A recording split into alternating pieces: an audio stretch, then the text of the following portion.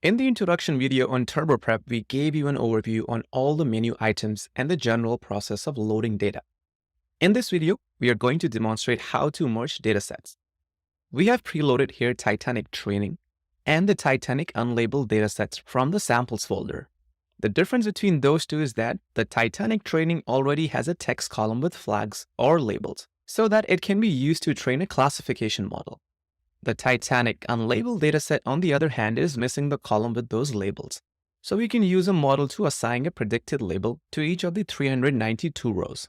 To do that, with our easy-to-use auto model feature, we need to merge those two example sets together into one, which means we will add the new rows at the bottom. The method to do this is called append.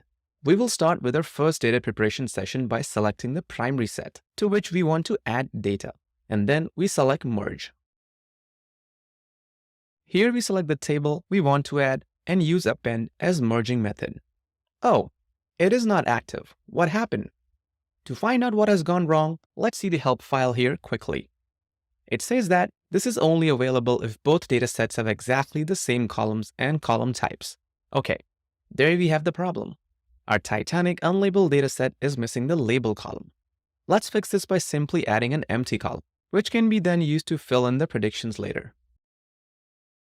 First, select the dataset you want to edit. Then, select the preparation group. In our case, generate. As the name we have to use survived, and for the content we will use a constant or more specific and empty text, or nominal since columns need to match exactly including name and data type. To add the constant, simply double-click it and then update the preview. Alright, looks good. Let's commit this generate. Now back to merging. And as I now update the preview,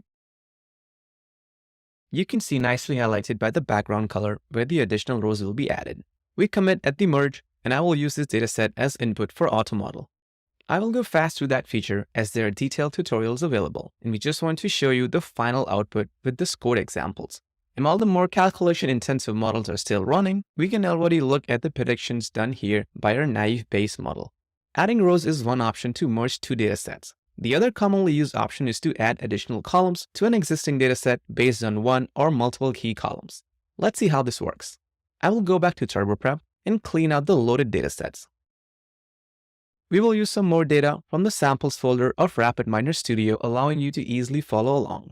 I will load the transactions this time, which is a list of purchases, but it could represent any kind of transaction. As you can see, it's just three simple columns with the customer ID, the product ID, and total items or number of transactions. If you want to know what has been sold, we would need to know what the product IDs refer to.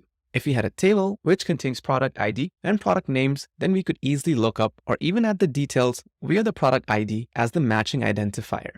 Luckily, we have one in the samples folder. It is called products.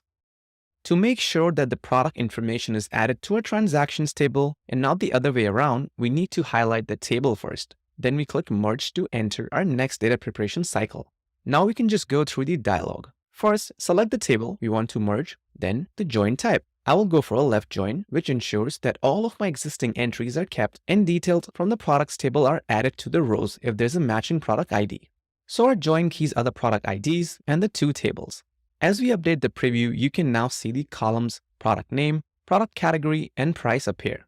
By the way, for more details on the concepts of joins and what that has to do with ducklings and piglets, I recommend checking out the 5 Minutes with Ingo episode.